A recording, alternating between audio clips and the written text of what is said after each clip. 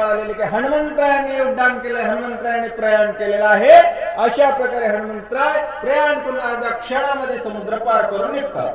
दिशाद मधमल्या पूर्ण प्रांतिक सकळ राक्षस गण ते ऐकोनिया रावण अति चिंता मन उपजवी. संपूर्ण दाही दिशा दुमदुमल्या आहेत. हनुमंतरायाच्या एका भुभुक्काराने चहू दिशांमध्ये या ठिकाणी गर्जना झाली. दाही दिशा या ठिकाणी दुमदुमल्या आणि याचा प्रभाव असा झाला, रावणाला सुद्धा भय वाटायला लागला, चिंता वाटायला लागली. कारण आता हनुमंतराय या ठिकाणी एवढ्या मोठ्या ताकदीने सामर्थ्याने गेलेले आहेत, एवढा मोठा भुभुक्कार केलेला आहे, सत्य लोकांपर्यंत त्याची कीर्ती गेली. तर हनुमंतराय निश्चितच आता औषधी घेऊन येतील, लक्ष्मणाला उठवतील.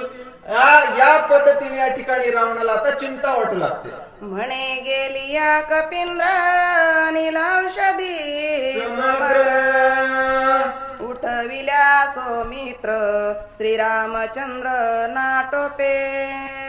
रावणाला चिंता वाटायला लागले. विचार करा, ज्याने देवांना सुद्धा बंदी बनवलेला असा तो रावण. रावण काही साधा सुद्धा होता का? 9 ग्रहांना त्याने पायऱ्या बनवलेलं होतं.